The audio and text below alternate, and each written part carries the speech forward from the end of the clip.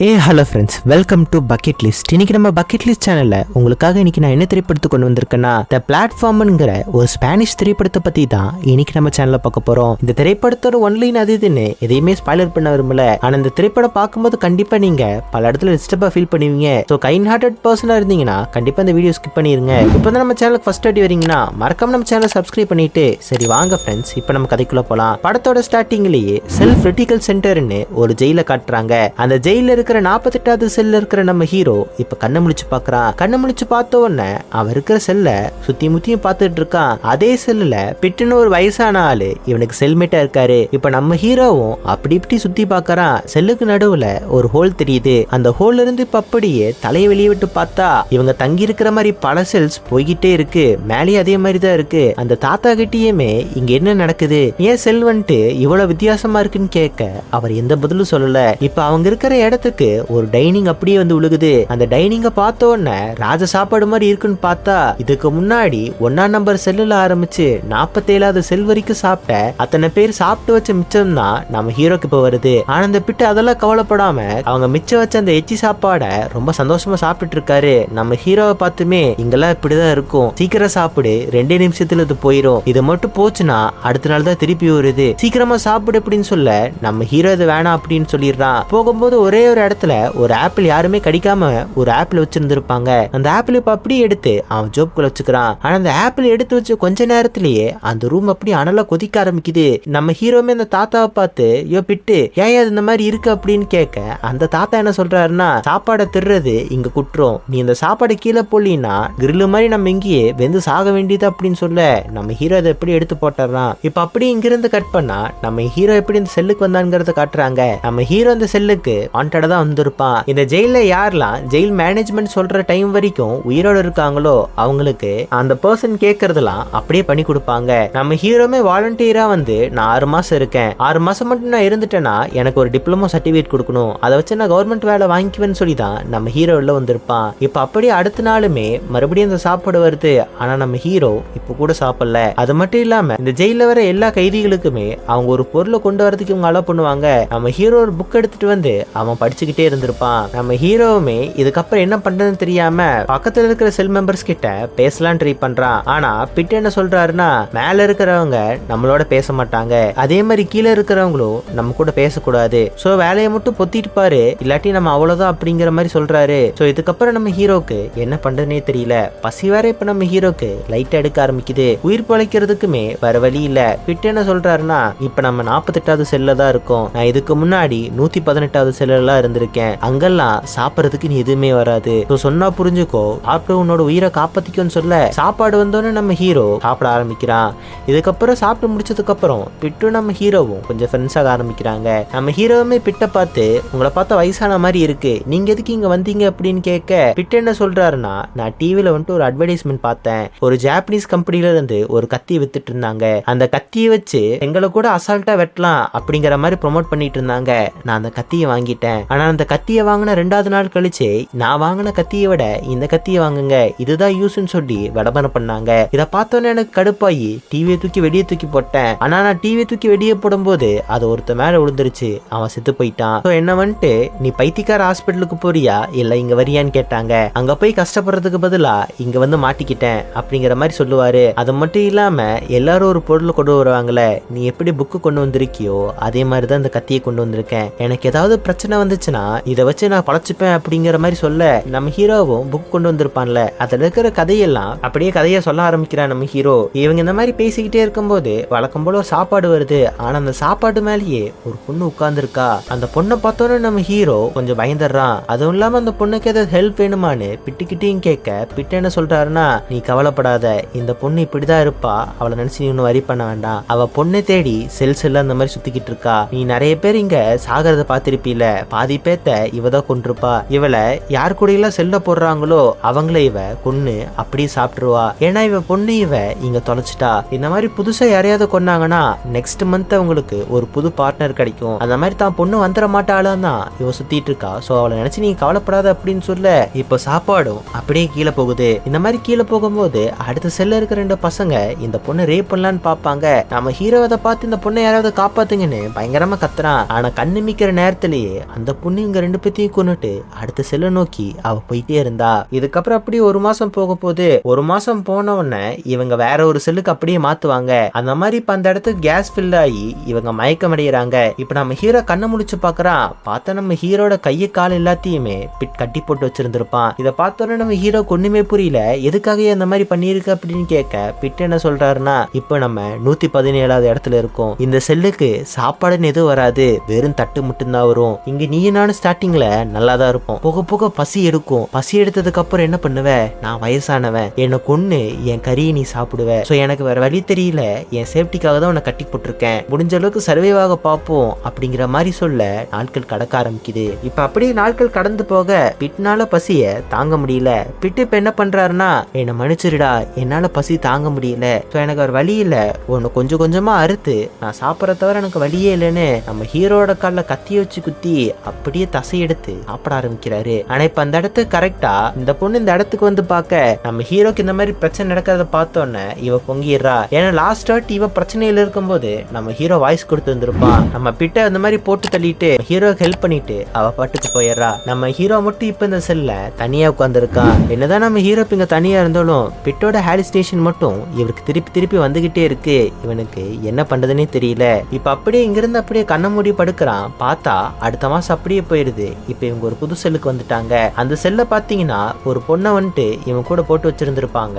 அவ பொருளா கொண்டு வரதுக்கு பதிலா அவளோட நாய்க்குட்டியை கொண்டு வந்திருப்பா. இந்த பொண்ணு வேற யாரும் கிடையாது, இந்த பொண்ணு தான் நம்ம ஹீரோவை இன்ட்ரி எடுத்து வச்சிருந்திருப்பா. ஆனா இந்த பொண்ணுக்குமே இன்ட்ரி எடுக்கும் போது இங்க வந்து இந்த மாதிரி 6 மாசம் இந்த டைம் லைன்ல இருப்போம்னு மட்டும்தான் தெரியும். இந்த மாதிரி செத்து போவாங்கலாம் இந்த பொண்ணுக்கு தெரிஞ்சிருக்காது. அது மட்டும் இல்லாம நம்ம ஹீரோனை கேக்குறானா, எதுக்காக இந்த மாதிரி எல்லாம் பண்றீங்க, உங்களால இங்க ஒரு குட்டி பொண்ணு செத்து போயிட்டா, ஒரு தாய்க்காரி அந்த பொண்ணை தேடி சுத்திக்கிட்டு இருக்கா தெரியுமா உங்களுக்கு அப்படின்னு சொல்ல இந்த பொண்ணு என்ன சொல்றானா, அந்த பொண்ணை பத்தி எனக்கு நல்லாவே தெரியும், அவளுக்கு குழந்தை எல்லாம் யாரும் கிடையாது, எங்க மேனேஜ்மெண்ட்ல 16 வயசுக்கு மேல இருக்கிறவங்களை மட்டும்தான் எடுப்போம், குழந்தைங்களா இருந்தா நாங்க எடுக்கவே மாட்டோம், அந்த மாதிரி வாலண்டியரா தான் வந்தா அவையே எப்படி பிஹேவ் பண்றான்னு எனக்கு தெரியாது அப்படின்னு சொல்ல அந்த இடத்துக்குமே சாப்பாடு வருது. சாப்பாடு வந்தோடனே இவ எல்லா சாப்பாடும் எடுத்து சாப்பிடாம குறிப்பிட்ட சாப்பாடு மட்டும் எடுத்து வச்சுக்கிறா. ஏன்னா இவங்க இன்ட்ரி எடுக்கும் போதே ஒரு பர்சன் கிட்டயுமே உங்க கம்ஃபர்டபுள் ஃபுட் என்னன்னு கேட்டு இருந்திருப்பாங்க. அந்த ஃபுட்டை மட்டும் தான் அந்த பர்சன் சாப்பிடணும் அப்படின்னு சொல்லி இருந்திருப்பாங்க. ஆனா மேல இருக்கிற எல்லாருமே தேவைக்கு அதிகமா சாப்பிட கீழே இருக்கிற யாருக்குமே இது கிடைக்கிறது இல்ல.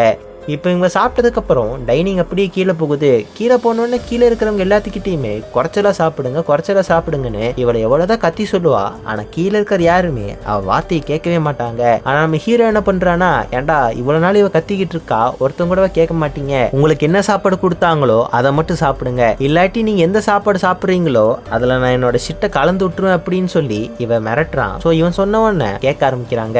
சோ இவங்க இந்த மாதிரி போய்கிட்டு இருக்கும் போது ஒரு நாள் நம்ம ஹீரோவை காப்பாத்தின பொண்ணு அடிப்பட்ட நினைப்பில் அங்க வந்திருப்பா. சோ நம்ம ஹீரோ இப்ப என்ன பண்றானா, அந்த பொண்ணை அவன் இடத்துல வச்சுக்கிறான். ஆனா இவங்க இந்த பொண்ணை பார்த்துட்டு இருக்கிற இதே சூழ்நிலையில என்ன ஆகுதுன்னா, இந்த இன்ட்ரி எடுக்கிற பொண்ணோட நாய்க்குட்டி சாப்பாடை திருடி வச்சிருது. சோ சாப்பாடு இந்த மாதிரி திருடி வைக்கிறதுனால அவங்க இருக்கிற இடமே இப்ப அப்படியே கொதிக்க ஆரம்பிக்குது. சோ நம்ம ஹீரோ ஒரு வழியே எப்படியோ கஷ்டப்பட்டு அந்த சாப்பாடை கீழே தூக்கி போட்டுறான். ஆனா அடுத்த நாள் காலையில என்ன ஆகுதுன்னா, இந்த பொண்ணு உடம்பு நல்லா ஆயிருது. இந்த இன்ட்ரி எடுத்தவ ஒரு நாயை வளர்த்த பாத்தீங்களா, அந்த நாயை கொன்னு அப்படியே தின்னறா. சோ இதனால அந்த இன்ட்ரி எடுத்த பொண்ணு பயங்கர டிப்ரெஷன் கூட போகிறா. அது மட்டும் இல்லாம நம்ம ஹீரோவை பார்த்து, உனக்கு தெரியுமா எனக்கு ஆல்ரெடி கேன்சர் இருக்கு, 3 வருஷமா கேன்சர்னால பாதிக்கப்பட்டு இருக்கேன், எப்படியே நான் சாக போறேன்னு தெரியும், அதனாலதான் இந்த இடத்துக்கு வந்தேன், நான் எப்படியே செத்து போயிருவேன் அப்படின்னு சொல்ல. ஆனா நம்ம ஹீரோ என்ன சொல்றானா, நீ கண்டிப்பா உயிரோட இருப்ப, இந்த சாப்பாடை கொஞ்சமாச்சு சாப்பிடு, உன் நாய் செத்ததுல இருந்து நீ சாப்பிடவே இல்லை, நாளைக்கு நம்ம வந்துட்டு வேற ஒரு செட்டுக்கு போயிருவோம், அங்க நமக்கு சாப்பாடு இருக்கா இல்லையான்னு கூட தெரியாது, சோ தயவு செஞ்சு சாப்பிடு அப்படின்னு சொல்ல. ஆனா அவ சாப்பிட மாட்டேங்கிறா. அடுத்த நாள் காலையில எந்திரிச்சு பார்த்தாதான் தெரியும் இவ தூக்கு போட்டு தொங்கி இருந்திருப்பா. சோ இப்ப நம்ம ஹீரோ இருக்கிற செல்ல காட்டுறாங்க.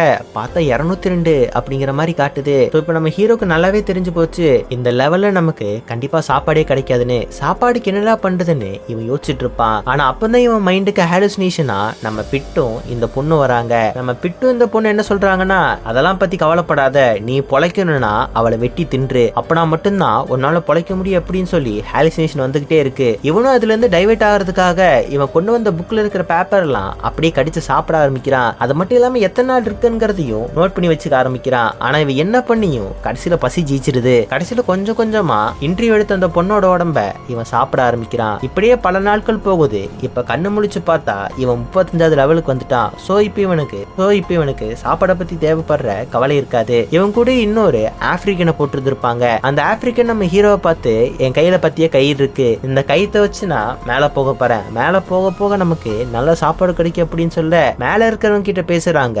அவங்க ஒரு ஒயிட் பீப்புள். அவங்க கிட்ட சொல்லி இந்த கயித்தை பிடிங்கன நான் மேல வந்துக்கிறேன்னு சொல்ல அவங்களும் இதுக்கு ஒத்துக்கிறாங்க. ஆனா இவன் மேல ஏறின உடனேயே அவங்களோட சிட்டை தூக்கி இந்த ஆளோட மூஞ்சில போட்டுறாங்க. கைத்தை தூக்கியுமே கீழே போட்டுறாங்க. இவனுக்கு என்ன பண்றதுனே தெரியல. ரொம்ப வருத்தமா இருக்கு. சோ இப்ப நம்ம ஹீரோ உட்காந்துட்டு இருக்கும் போது நம்ம ஹீரோட கண்ணுக்கு ஹாலுசினேஷன் அப்படியே தெரிய ஆரம்பிக்குது. அதுல இன்டர்வியூ எடுத்து என்ன சொல்றானா, நம்ம கொடுத்த சாப்பாடை மட்டும் எல்லாரும் அளவா சாப்பிட்டாங்கன்னா டைனிங் வந்துட்டு ஃபைனல் ஸ்டேஜுக்கு போயிடும். அதை மட்டும் அட்மினிஸ்ட்ரேஷன் பார்த்துட்டாங்கன்னா நீங்க எல்லாருமே நல்லா இருக்கீங்க அப்படின்னு சொல்லி உங்க எல்லாத்தையுமே ரிலீஸ் பண்ணிடுவாங்க. தேவைக்கு அதிகமா சாப்பிட்றதுனால தான் லாஸ்ட்ல இருக்கிறவங்களுக்கு ஒண்ணுமே கிடைக்க மாட்டேங்குது. எல்லாரும் அவங்க ரேஷனை சாப்பிட்டா நல்லா இருக்கு அப்படின்னு சொல்ல நம்ம ஹீரோக்கு அப்பதான் ஒரு ஐடியா வருது. இதை வந்துட்டு அப்படியே அந்த ஆப்பிரிக்கன் கிட்ட சொல்ல அந்த ஆளுக்கு இந்த விஷயம் ரொம்ப பிடிச்சு போச்சு. ஸோ அவங்க கிட்ட இருக்கிற பொருள் எல்லாம் எடுத்துட்டு அடுத்த நாள் டைனிங் வந்தோடனேயே அந்த டைனிங்ல ஏறிக்கிறாங்க. கீழே லெவலுக்கு போக போக அவங்க என்ன முடிவு பண்றாங்கன்னா 50வது லெவலுக்கு கீழே போற யாருக்கும் தான் சாப்பாடு கிடைக்கிறது இல்ல. சோ இங்க இருக்கிற யாருக்கும் சாப்பாடு இப்போதைக்கு கொடுக்க வேணாம். ஒரு நாள் சாப்பிடாம இருந்தா